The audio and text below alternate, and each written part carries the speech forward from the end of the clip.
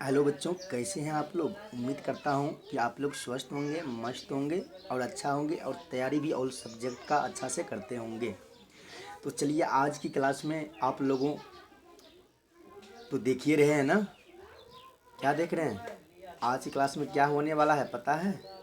देखिए, आपके सामने थंबनेल है, इस थंबनेल को देखिए कि आज की क्लास में क्या होने वाला है। आज की क्लास में जो हम लोग देखने वाले हैं, बिहार बोर्ड 2026 में जो भी बच्चे, जो भी मेरे प्यारे प्यारे बहन और भाई एग्ज़ाम देने वाले हैं, ख़ास करके उन लोगों के लिए हैं, उन बच्चे के लिए हैं कि अगर आप में से मतलब कि आप लोग में से कोई ऐसा भी बच्चे हैं कि जो 2026 में एग्ज़ाम देने के लिए चाहते हैं, तो आपके लिए यह वीडियो बहुत ही अच्छा है और बहुत ही सक्सेसफुली है। तो चलिए, आज हम लोग क्या देखने वाले हैं। बिहार बोर्ड 2026 क्लास 10, क्लास क्या है 10 है, और कौन सा सब्जेक्ट, फिजिक्स। ठीक, फिजिक्स में हम लोग पहला चैप्टर इन कवर करने वाले हैं, और पहला चैप्टर का नाम है प्रकाश का परावर्तन। क्या है, प्रकाश का परावर्तन। और प्रकाश का परावर्तन से यानी कि जिसे हम लोग इंग्लिश में क्या कहते हैं, रिफ्लेक्शन ऑफ लाइट बोलते हैं। क्या बोलते हैं, रिफ्लेक्शन ऑफ लाइट बोलते हैं। तो चलिए, आज हम लोग पहला चैप्टर जो है रिफ्लेक्शन ऑफ लाइट यानी कि प्रकाश का परावर्तन, उसका ऑब्जेक्टिव देखते हैं। ऑब्जेक्टिव उसमें भी देखिए, सारा ऑब्जेक्टिव इम्पोर्टेंट है। ठीक, इम्पोर्टेंट है सारा ऑब्जेक्टिव। और यहाँ आप देख सकते हैं कि 2011 से और 2025 तक पहला चैप्टर से ऑब्जेक्टिव लिया गया है। यानी कि आपके बिहार बोर्ड 2011 से और 2025 तक में पहला चैप्टर से फिजिक्स का जितना भी ऑब्जेक्टिव पूछा गया है, सारा प्रश्न को इस वीडियो में कवर किए हैं। अगर आप वीडियो को देख रहे हैं तो वीडियो में अंतिम तक ज़रूर बने रहे और सारा प्रश्न का टेस्ट लगाइए। अगर आप लोग कहीं पर भी कोई सर के पास ऑफलाइन क्लास में फिजिक्स का पहला चैप्टर अगर कंप्लीट किए हैं कॉन्सेप्ट के साथ, तो आइए आप लोग टेस्ट लगाइए। अगर नहीं किए हैं तो घबराने की कोई बात नहीं है, टेंशन की कोई बात नहीं है। आप यहाँ से अच्छा नंबर ला सकते हैं साइंस में। आज देख सकते हैं डे नंबर पहला है ना, डे नंबर पहला है। ठीक है, आज हम लोग ऑब्जेक्टिव देख लेते हैं। इसके बाद नेक्स्ट वीडियो जो लाएंगे उसमें हम लोग सब्जेक्टिव देखेंगे पुनः 2011 से 2025 तक का। प्रकाश का परावर्तन से जो जितना भी सब्जेक्टिव क्वेश्चन पूछा गया होगा, सारा सब्जेक्टिव क्वेश्चन को हम लोग कवर करेंगे इसके बाद। तो चलिए, आप बात न करते हुए, देरी न करते हुए क्लास को आगे की ओर ले चलते हैं। तो आइए आप लोग टेस्ट लगाइए, कॉपी और कलम निकालिए। अच्छा, कॉपी कलम पे उतारते जाइएगा भी, ठीक, उतारते जाइएगा ताकि आपके पास रहेगा तो आप कभी भी देख सकते हैं। ठीक है, तो आइए टेस्ट लगाइए, और टेस्ट में जितना सही होगा आप ज़रूर बताइए। और कमेंट में ऑप्शन चुनिए कि सर ऑप्शन नंबर ए होगा, ऑप्शन नंबर बी होगा, ऑप्शन नंबर सी हो, जो भी ऑप्शन रहे, लेकिन कमेंट में आप लोग ऑप्शन ज़रूर चुने। ठीक, तो आइए आगे चलते हैं, आगे बढ़ते हैं, आगे देख लेते हैं क्या है। चलिए आगे देखते हैं। आपके सामने है कि अध्याय पाला है ना, प्रकाश का परावर्तन। इसमें हम लोग ऑब्जेक्टिव क्वेश्चन को कवर करने वाले हैं, क्लास 10 के लिए है। ठीक है, और जो भी बच्चे 2026 में एग्ज़ाम देने वाले हैं, यानी कि परीक्षा देने वाले हैं, उन लोगों के लिए है। तो चलिए आगे चलते हैं। आगे क्या है, चलिए आगे कुछ लिखा हुआ, इसको देख लेते हैं, इस पर थोड़ा सा नज़र डालते हैं। लिखा हुआ, समय का सदुपयोग करना ही सफल जीवन की पहचान है। ठीक, समय का सदुपयोग करना ही सफल जीवन की पहचान है। ठीक, तो इसलिए मेरा कहना मानिए कि आप लोग समय को बर्बाद मत कीजिए। ठीक, एक एक समय का वैल्यू दीजिए, समय पर चलिए। अगर आप समय के साथ चलते हैं तो आप ज़िंदगी में जो भी चाहते हैं, जो भी चाहेंगे वो सफल होगा। इसलिए समय को बर्बाद मत कीजिए, समय का दुरुपयोग मत कीजिए। ठीक, समय का उपयोग, अच्छा उपयोग कीजिए, ताकि एक एक समय के साथ चले तो मेरा भी जीवन और मेरा भी जो टारगेट है वो पूरा हो सकेगा। तो आइए पहला क्वेश्चन लेते हैं। अब आपके सामने है पहला क्वेश्चन, और लीजिए आपके सामने आ गया है। जिस चीज़ का इंतज़ार था आप लोगों को, आया आपके सामने। ठीक है, तो आप लोग देखिए कि क्या मैं दिख रहा हूँ कि क्वेश्चन दिख रहा है, बताइए तो। क्वेश्चन दिख रहा है कि मैं दिख रहा हूँ। तो सर क्वेश्चन दिख रहा है, आपका सिर्फ वॉइस सुनाई दे रहा है ना, तो कोई दिक्कत नहीं है बाबू, एकदम सुनते चलिए और क्वेश्चन को देखते चलिए और लगाइए टेस्ट। पहला क्वेश्चन पढ़िए और इसका कौन सा ऑप्शन सही होगा कमेंट बॉक्स में डालिए। पहला क्वेश्चन है कि दर्पण के सामने, आप यहाँ देख सकते हैं कि दर्पण के सामने किसी भी दूरी पर स्थित बीम। अच्छा, बीम का मतलब क्या होता है पता है ना आप लोगों को, याद रखना, बीम का मतलब वस्तु होता है, ठीक, वस्तु होता है, ठीक। बीम का प्रतिबिंब सीधा प्रतीत होता है तो वह दर्पण है। तो क्या पूछा गया है कि दर्पण के सामने किसी भी दूरी पर स्थित बीम, यानी कि किसी भी दूरी पर, कोई भी दूरी, कितनों बड़ी दूरी क्यों न हो, उसके सामने अगर हम बीम को रखते हैं, यानी कि कोई भी वस्तु को रखते हैं तो उसका प्रतिबिंब सीधा प्रतीत होता है, यानी कि सीधा बनता है। तो वह दर्पण कौन सा है, कौन सा दर्पण सीधा प्रतिबिंब बनाता है? तो आपका सही जवाब क्या होगा बताइए। तो ए में है केवल समतल, बी है केवल अवतल, सी है केवल उत्तल, डी में है समतल या उत्तल। बताइए क्या होगा। तो सर इसका ऑप्शन डी होगा ना, समतल और उत्तल। ये दोनों दर्पण ऐसा दर्पण है कि जो सीधा प्रतिबिंब बनाता है, ठीक। चलिए, क्या आपका भी सही है ऑप्शन, आपका सही है ना। चलिए, दूसरा प्रश्न है आपके सामने है, बताओगे दूसरा प्रश्न का जवाब क्या होगा। दूसरा प्रश्न आपका है कि प्रकाश की किरणें गमन करती है। बताइए, प्रकाश की किरणें गमन करती है। ए है सीधी रेखा में, बी है टेढ़ी रेखा में, सी है किसी भी दिशा में और डी है कोई नहीं। बताइए आपका ये चारों ऑप्शन में से कौन सा ऑप्शन सही होगा, ठीक। तो आप लोगों का सही जवाब क्या होगा, क्या दिए हैं, तो आपका ऑप्शन नंबर हो जाएगा ए, यानी कि सीधी रेखा में। हमेशा याद रखना आप लोगों को कि प्रकाश की किरणें गमन करती है किस रेखा पे, तो सीधी रेखा में, ठीक। चलिए, क्या आपका भी सही है, बताइए जल्दी बताइए किसका किसका सही हो रहा है, कमेंट में छापते जाइए, ऑप्शन सिर्फ दीजिए। हम यहाँ देख लेंगे कि कौन कौन बच्चा जो है ना ऑप्शन सही चुन रहे हैं, ठीक। सिर्फ ऑप्शन दीजिए, सर 2 नंबर का ए ऑप्शन सही है। ऐसे कैसे, 2 नंबर का क्वेश्चन नंबर 2 है ना, 2 नंबर का सर ए ऑप्शन सही है, इस तरह आप लोग कमेंट में लिखिए, ठीक। चलिए, तीसरा प्रश्न है आपके सामने। तीसरा प्रश्न है कि प्रकाश के परावर्तन के कितने नियम है। प्रकाश के परावर्तन के कितने नियम है। तो ए में है 1, बी में है 2, सी में है 3, डी में है 4। तो बताइए आपका ऑप्शन क्या होगा। तो ऑप्शन नंबर बी, यानी कि 2। याद रखना है आप लोगों को कि प्रकाश के परावर्तन के कितने नियम है, तो याद रखना है 2। देखिए बाबू, फिर से मैं कहना चाहता हूँ कि 2011 से लेकर 2025 तक का प्रश्न इसमें दिया हुआ है। पहला चैप्टर से फिजिक्स का जो भी प्रश्न पूछा गया है, सारा प्रश्न इसमें कवर किया है। अगर आप इस वीडियो को देख लेते हैं तो आपको कहीं जाने की ज़रूरत नहीं है, ठीक। क्योंकि यहाँ 2011 से 2025 तक का ऑब्जेक्टिव दिया हुआ, आप सोच सकते हैं पहला चैप्टर का। चलिए, चौथा प्रश्न है आपके सामने कि प्रकाश के नियम से निर्धारित होता है। बताइए, प्रकाश के नियम से निर्धारित होता है। ए है आपतन कोण बराबर परावर्तन कोण, बी है आपतन कोण बराबर विचलन कोण, सी है ए और बी दोनों, डी ऑप्शन कहाँ है जी, डी में कोई नहीं, रखिए डी में कोई नहीं। तो बताइए कौन सा ऑप्शन सही होगा। डी यहाँ है, हाँ कोई नहीं। तो आपका सही जवाब हो जाएगा ऑप्शन नंबर ए, यानी कि आपतन कोण बराबर परावर्तन कोण, यानी कि एंगल आई या बराबर एंगल आर, यही ना। यस सर, क्या आपका भी सही है, आपका भी सही है क्या जी, आपका सही है। चलिए कमेंट में डालिए 4 नंबर का सर ए ऑप्शन सही है। चलिए, 5 नंबर का प्रश्न है आपके सामने। देखिए प्रश्न को, ये प्रकाश तरंग का उदाहरण है। इनकी प्रकाश तरंग का उदाहरण है, क्या है, ध्वनि तरंग है या विद्युत चुम्बकीय तरंग है या परावैगनी तरंग है या कोई नहीं।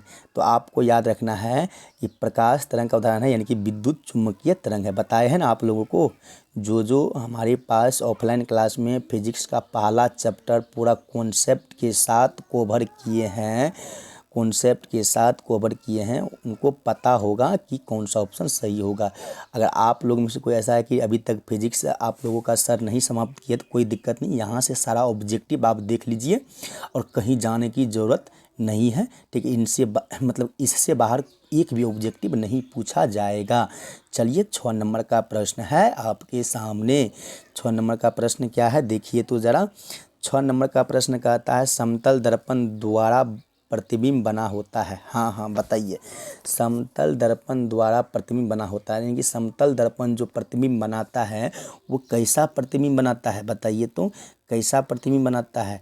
ए है वास्तविक, बी है काल्पनिक, सी है ए और बी दोनों और डी है सभी। तो बताइए आपका ऑप्शन क्या होगा, चुनिए जल्दी, ऑप्शन को चुनिए। चुन लिए तो ऑप्शन नंबर ए दिए हैं आप लोग, ऑप्शन नंबर ए दिए हैं। चलिए चलिए चलिए, आप लोगों का सही है, हम कमेंट को देख रहे हैं, एकदम बिल्कुल सही है एकदम। चलिए वास्तविक, एक मिनट एक मिनट एक मिनट एक मिनट एक मिनट, नहीं नहीं, ऑप्शन नंबर क्या हुआ जी, बी, यानी कि काल्पनिक। क्या बनाता है, काल्पनिक बनाता है, पता है ना सबको, काल्पनिक, सिर्फ काल्पनिक। चलिए आगे चलते हैं, 7 नंबर प्रश्न है आपके सामने। एक मिनट रुक जाइए, 7 नंबर प्रश्न देख लेते हैं।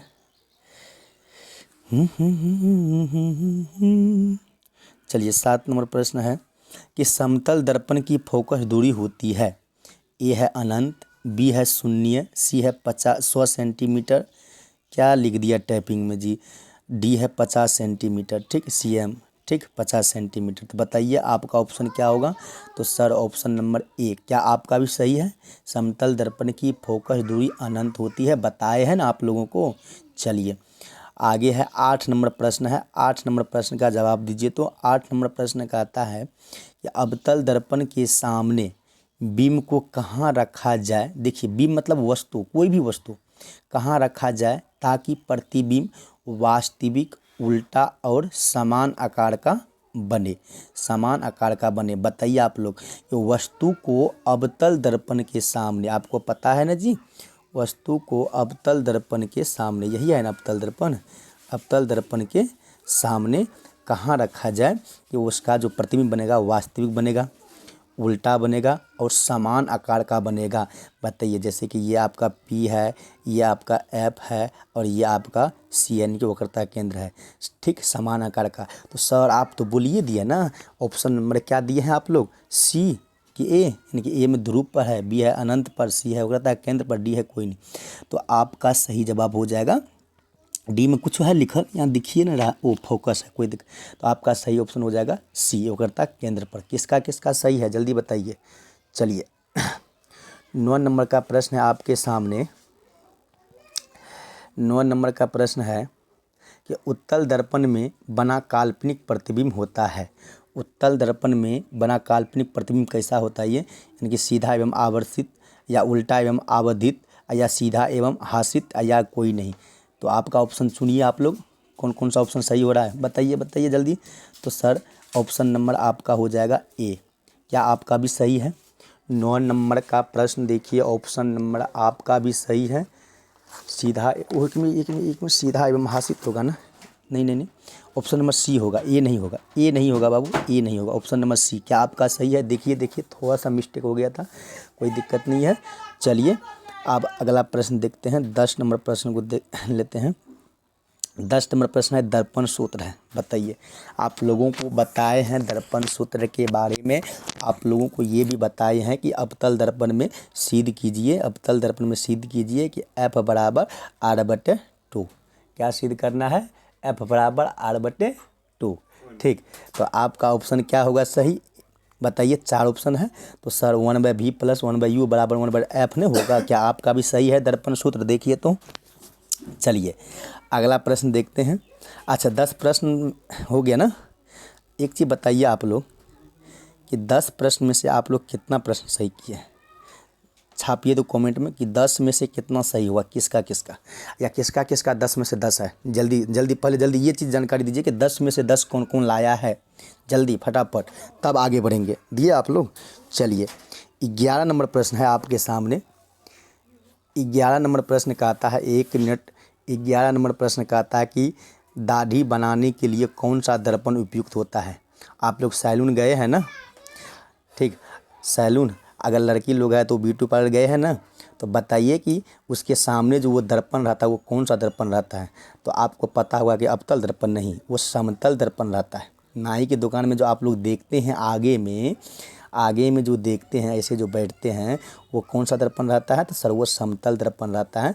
लेकिन किस दर्पण का उपयोग होता है दाढ़ी बनाने में, अवतल दर्पण का, ठीक है। तो उसको अवतल नहीं समझना, अवतल दर्पण जो है ना गोल की तरह रहता है, ठीक। तो इसलिए आपका ऑप्शन हो जाएगा सी, यानी कि दाढ़ी बनाने में किस दर्पण का प्रयोग होता है, तो अवतल दर्पण का। तो क्या आपका भी सही है, सही है। तो चलिए आगे चलते हैं, क्या आपका भी सही है ना, सही हो रहा है ना जी।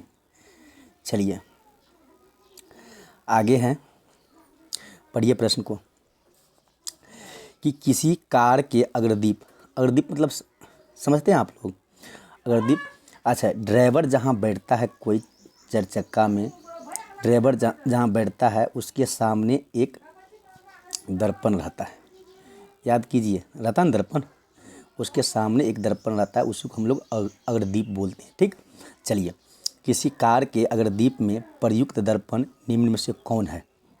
मतलब वो जो दर्पण है वो दर्पण कौन सा दर्पण है?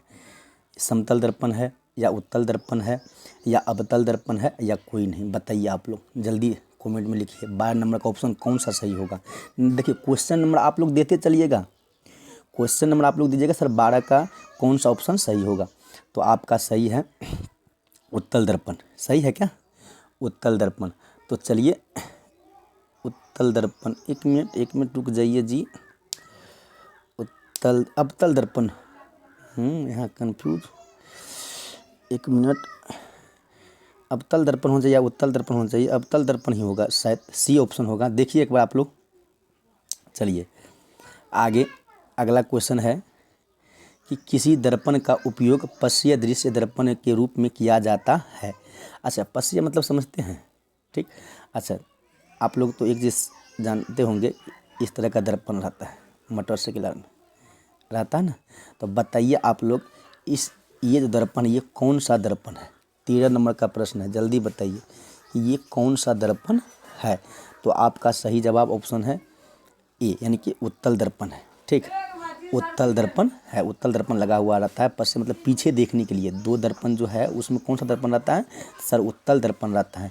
क्यों रहता है उत्तल दर्पण? क्योंकि उत्तल दर्पण जो है ना छोटा प्रतिबिंब बनाता है, इसलिए सारी वस्तु को ये कवर कर लेता है। ठीक, तो इसलिए ऑप्शन नंबर आपका हो जाएगा ए। चलिए 14 नंबर का प्रश्न देखिए आपके सामने है। 14 नंबर का प्रश्न है कि नई कार्तिकीय चिन्ह परिपाटी, यहाँ चिन्ह होना चाहिए, चिन्ह छूट गया। चिन्ह परिपाटी के अनुसार दर्पण के सामने रखे गए बीम की दूरी ली जाती है।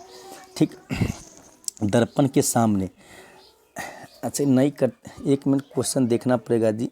नई कार्तिकीय परिपाटी के अनुसार दर्पण के सामने रखे गए बीम की दूरी ली जाती है, बीम की दूरी ली जाती सामने। अब तो आपका ऑप्शन क्या है? ए है धनात्मक, बी है ऋणात्मक, सी है ए और बी दोनों, डी है कोई नहीं। ठीक, तो आपका सही ऑप्शन क्या होगा बताइए तो आप लोग। तो आपका सही ऑप्शन हो जाएगा ए, यानी कि धनात्मक। एक मिनट, ए और बी होगा जी। देखिए आप लोग दोनों में कन्फ्यूज हैं। ठीक, चलिए अगला प्रश्न है 15 नंबर का प्रश्न है कि निम्न में से किस दर्पण की फोकस दूरी धनात्मक होती है? बताइए आप लोग कि निम्न में से किस दर्पण की फोकस दूरी धनात्मक होती है?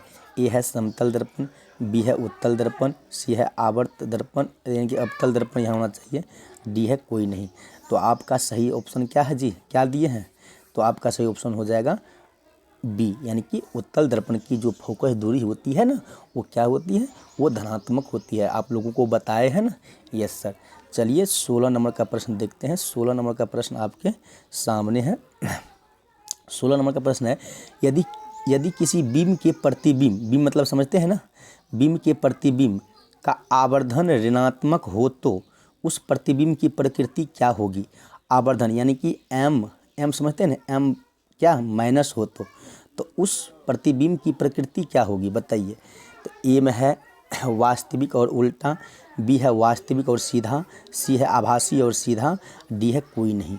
तो आपका ऑप्शन नंबर कौन सा होगा बताइए आप लोग कमेंट में छापिए। तो आपका ऑप्शन नंबर देखिए सही है आपका ए, वास्तविक और उल्टा। आपका सही है, कमेंट में लिखते चलिएगा बाबू। ठीक, चलिए 17 नंबर का प्रश्न है आपके सामने और देखिए 17 नंबर का प्रश्न क्या कहता है। दांत विशेषज्ञ किस दर्पण का उपयोग मरीजों के दांतों का बड़ा प्रतिबिंब देखने के लिए किया जाता है? मतलब कि दांत जो डॉक्टर सब चेक करते हैं ना, तो वो किस दर्पण के सहारे से चेक किया जाता है? तो ऑप्शन नंबर आपका क्या होगा? ए है समतल दर्पण, बी है अवतल दर्पण, सी है उत्तल दर्पण, डी है सभी। बताइए कौन सा दर्पण है इनमें से? तो आपको याद रखना है, आपका ऑप्शन नंबर हो जाएगा बी, यानी कि अवतल दर्पण का प्रयोग किया जाता है। अब आपके मन में चलता होगा कि सर अवतल दर्पण का प्रयोग क्यों करते हैं? ठीक, मतलब दंत विशेषज्ञ और अवतल दर्पण का प्रयोग क्यों करते हैं, इसका कारण क्या है बताइए तो आप। तो देखिए ऑफलाइन क्लास में कॉन्सेप्ट जब हम पढ़ा रहे थे तो आप लोग को बताए हैं ना। ठीक है, और जो बच्चे मेरे पास नहीं पढ़े हैं खैर कोई दिक्कत नहीं, घबराने की बात नहीं है, हम उसका कारण बता रहे हैं, आप लोग याद रखिएगा। इसका कारण यही है कि ये बड़ा प्रतिबिंब बनाता है, ये बड़ा प्रतिबिंब बनाता है, इसलिए डॉक्टर सब जो है ना मतलब दांत को चेक करने के लिए यानी कि जांच करने के लिए अवतल दर्पण का प्रयोग करते हैं। उससे हम मतलब डॉक्टर से पता लगाते हैं कि कौन सा दांत में क्या समस्या है, ठीक, उसमें दांत बड़ा बड़ा दिखता है। चलिए 18 नंबर प्रश्न है आपके सामने, देखिए 18 नंबर प्रश्न कहता है कि निम्न में से कौन उत्तल दर्पण की फोकस दूरी है जो जिसकी वक्रता त्रिज्या 32 सेंटीमीटर है। बताइए 18 नंबर का प्रश्न है आपके सामने, ठीक। तो आपका सही जवाब हो जाएगा, क्या दिया है यहाँ पे जी, निम्न में से कौन उत्तल दर्पण की फोकस दूरी है, ठीक, जो इनकी जिसकी वक्रता त्रिज्या 32 सेंटीमीटर है। फोकस दूरी पूछा है ना, यानी कि F बराबर R/2, ठीक। अच्छा वक्रता त्रिज्या दिया है ना कितना 32/2 काट करके 16 प्लस में ना, यस सर, यानी कि आपका ऑप्शन नंबर सी आपका भी सही है ना। चलिए 19 नंबर प्रश्न है आपके सामने, एकदम देखिए ध्यान से। 19 नंबर प्रश्न कहता है कि हजामत बनाने के लिए किस दर्पण का उपयोग किया जाता है। आप लोग को बताए हैं जी, दाढ़ी या हजामत दोनों एक ही होता है। तो ऑप्शन पता चल गया होगा ना जी, ए है अवतल, बी है उत्तल, सी है समतल, डी है सभी। बताइए, तो आपका सही ऑप्शन हो जाएगा ए, यानी कि अवतल दर्पण का प्रयोग किया जाता है। चलिए 20 नंबर प्रश्न है आपके सामने। 20 नंबर प्रश्न है कि काल्पनिक प्रतिबिंब होता है, पूछा गया कि काल्पनिक प्रतिबिंब कैसा होता है, यही ना। ए है सीधा, बी है उल्टा, सी है समान, डी है सभी। अगर कोई दर्पण काल्पनिक प्रतिबिंब बना रहा है तो वो कैसा होगा, सीधा, उल्टा, समान। तो आपका सही ऑप्शन है ए। देखिए आपका भी सही है ऑप्शन नंबर ए, यानी कि अगर काल्पनिक कोई दर्पण प्रतिबिंब बना रहा है तो इसका मतलब वो सीधा है, ठीक। चलिए 21 नंबर प्रश्न है आपके सामने। अच्छा 20 हो गया जी, ओहो 20 हो गया। बताइए आप लोग 20 प्रश्न में से कितना प्रश्न आप लोग सही किए हैं, जल्दी कमेंट में बताइए। 20 में से कितना सही हुआ है बताइए, जल्दी। चलिए आगे चलते हैं। अब 21 नंबर का प्रश्न है आपके सामने, देखिए 21 नंबर का प्रश्न है कि गोलीय दर्पण के फोकस अंतर एवं वक्रता त्रिज्या के बीच संबंध है, जल्दी बताइए। तो आपको पता होगा आदि संबंध है ना, यानी कि ए में है R बराबर F/2, ये F/2 है, ठीक। बी है F बराबर 2R, सी है F बराबर R/2, डी है कोई नहीं। तो बताइए आपका ऑप्शन क्या होगा, देखिए मिलाइए आप लोग। ऑप्शन नंबर सी दिए हैं, बताइए ऑप्शन नंबर सी आप लोग का एक बार देख लेते हैं कमेंट को। जी एकदम सही है बाबू। चलिए इसी तरह आप लोग मन से तैयारी कीजिए और अच्छा रिजल्ट लाइए, ठीक। चलिए अगला क्वेश्चन है कि किसी बीम का अवतल दर्पण द्वारा बना प्रतिबिंब आभासी, सीधा तथा बड़ा पाया गया बीम की स्थिति कहाँ होनी चाहिए। मतलब कि अवतल दर्पण द्वारा, मतलब अवतल दर्पण में जो हम वस्तु को रखे हैं ना, यही है ना अवतल दर्पण, यस सर। अवतल दर्पण में जो हम वस्तु को रखे हैं, एक मिनट रुक जाइए, क्या हो गया जी। अवतल दर्पण में जो हम वस्तु को रखे हैं, कहाँ हट रहा है जी, क्या हो गया, एक मिनट, हाँ चलिए। अवतल दर्पण में जो हम वस्तु को रखते हैं तो यहाँ बता दिया गया अवतल दर्पण द्वारा बना प्रतिबिंब कैसा है, आभासी है, सीधा है तथा बड़ा है, ठीक। तो ऐसा प्रतिबिंब कहाँ बनता है ये बताना है, ठीक। मतलब क्या बड़ा, तो बीम की स्थिति कहाँ होनी चाहिए, यानी कि वस्तु कहाँ है कि आभासी प्रतिबिंब सीधा बना है और बड़ा बना है, आभासी भी बना है, सीधा भी बना है और बड़ा भी। आभासी का मतलब आप लोग समझ रहे हैं ना, बताइए जल्दी। आपका ऑप्शन नंबर क्या होगा, 22 नंबर का क्वेश्चन देखिए। ऑप्शन 4 ऑप्शन आपके सामने है, बताइए 4 ऑप्शन का आंसर क्या होगा। तो आपका ऑप्शन होगा ऑप्शन नंबर ए, यानी कि एक मिनट, दर्पण के ध्रुव तथा मुख्य फोकस के बीच, आपका ऑप्शन नंबर ए, यानी कि ध्रुव और फोकस का बीच, यानी कि अगर ध्रुव और फोकस के बीच, यानी कि ध्रुव यानी कि पी, फोकस यानी कि एफ, इसके बीच वस्तु को रखते हैं तो प्रतिबिंब पहले सबसे पहले तो कहाँ बना, ये प्रतिबिंब पीछे बना है, दर्पण के पीछे बना है, पीछे। अच्छा, आभासी यानी कि काल्पनिक बना है, सीधा है ना जी, पता लग गया ना, आभासी मतलब काल्पनिक। ठीक है, तो इसका मतलब ऑप्शन नंबर ए आपका भी सही है। देखिए जल्दी, आप लोगों को कॉन्सेप्ट में बताए हैं अच्छा से। ठीक है, चलिए 23 नंबर का प्रश्न आपके सामने है कि किस दर्पण में दूर की बीम की प्रतिबिंब सदैव सीधा होता है। किस दर्पण में सदैव सीधा होता है। ठीक, वस्तु की कोई भी प्रतिबिंब सदैव एकदम हमेशा सीधा होता है। बताइए आपका ऑप्शन नंबर क्या होगा। तो आपका ऑप्शन होगा,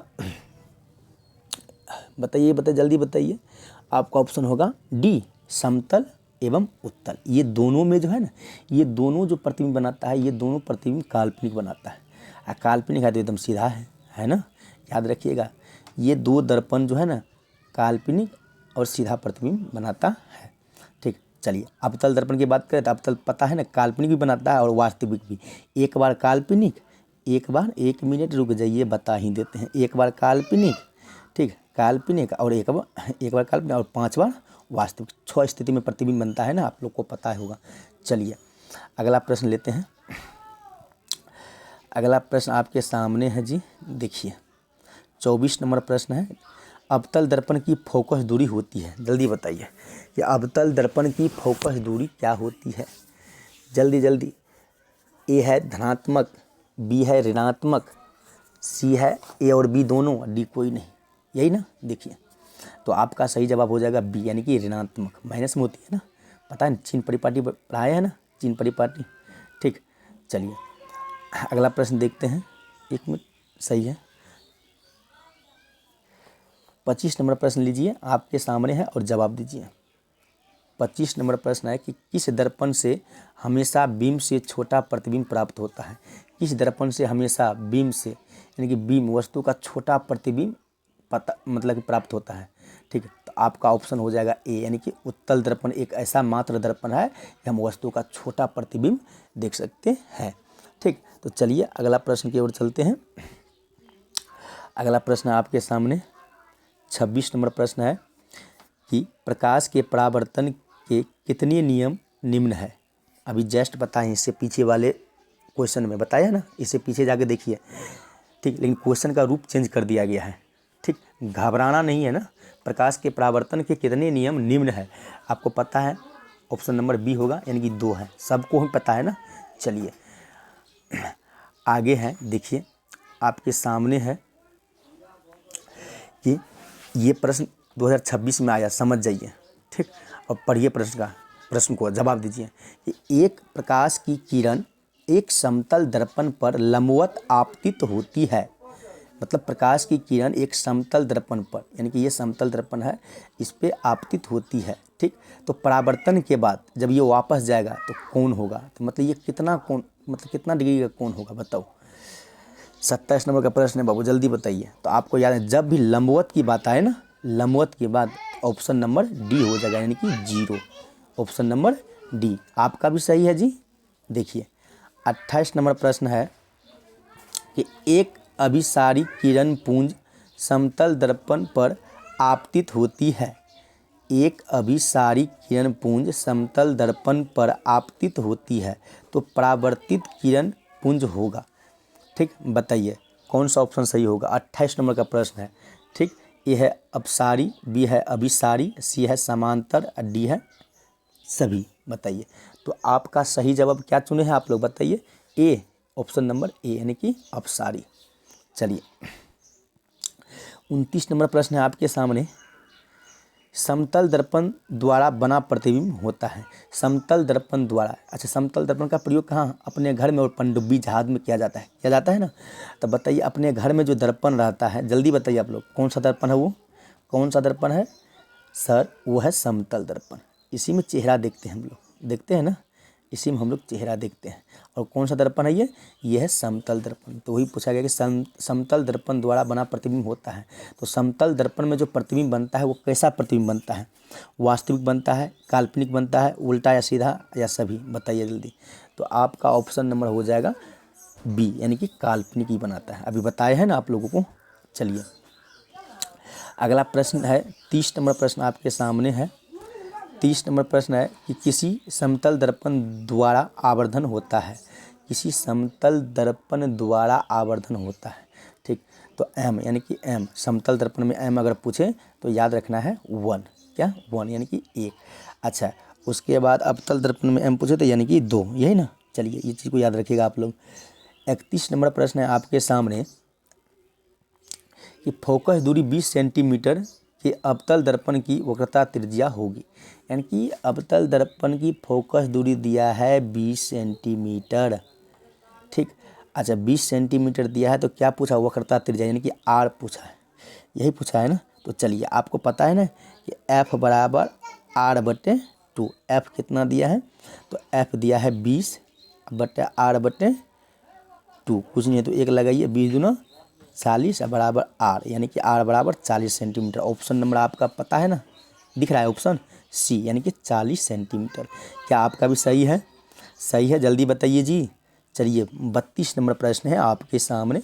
32 नंबर प्रश्न है कि आँख, नाक,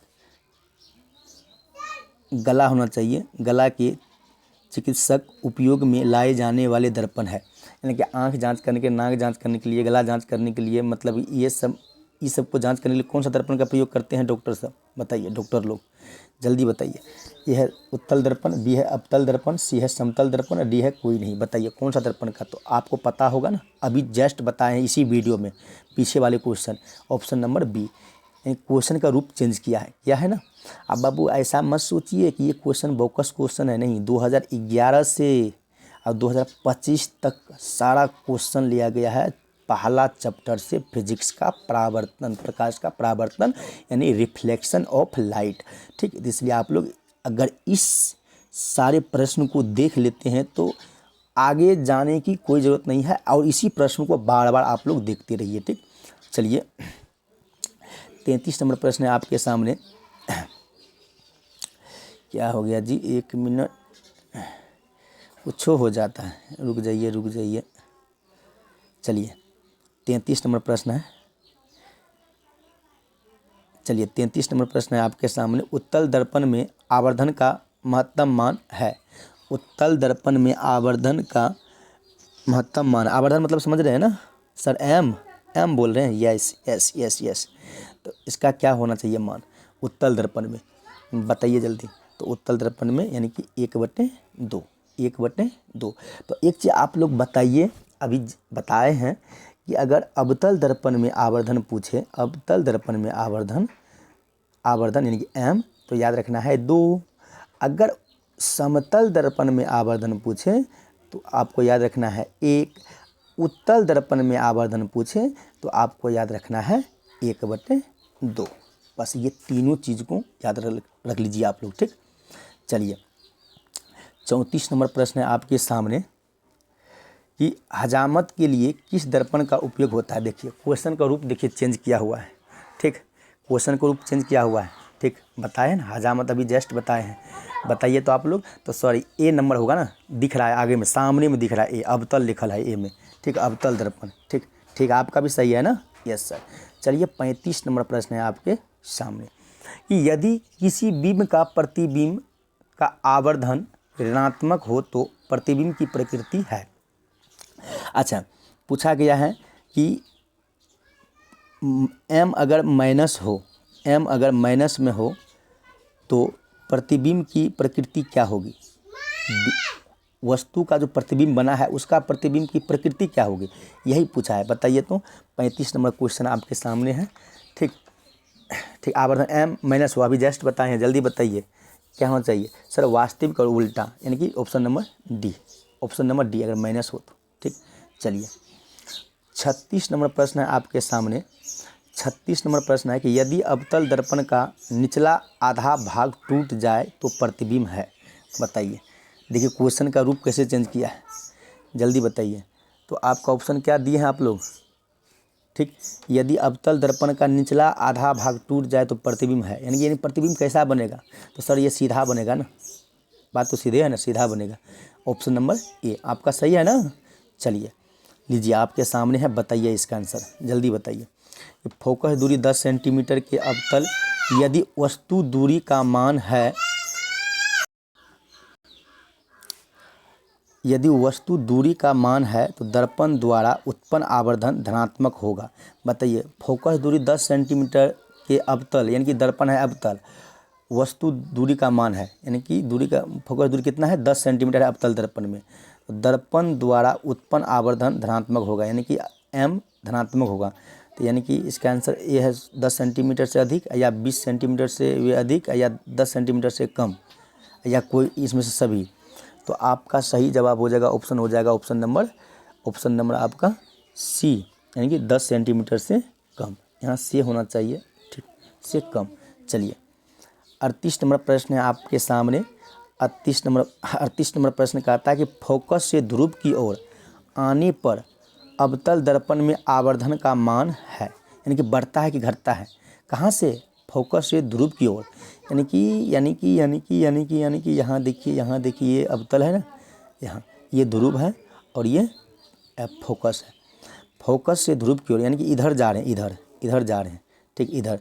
तो अवतल दर्पण, तो बताइए इसका मान बढ़ेगा या घटेगा, जल्दी बताइए। सर इसका मान बढ़ेगा, आप लोग को याद रखना है कि इसका मान बढ़ता है, इसका मान बढ़ता है। जब अवतल दर्पण में फोकस से ध्रुव की ओर जाते हैं, ये फोकस है, अगर जब ध्रुव की ओर जाते हैं, ये ध्रुव है, इसकी ओर जाते हैं तो इसका आवर्धन का मान क्या होता है, तो सर आवर्धन का मान बढ़ता है। याद रखिएगा आप लोग 38 नंबर प्रश्न का आंसर, ठीक।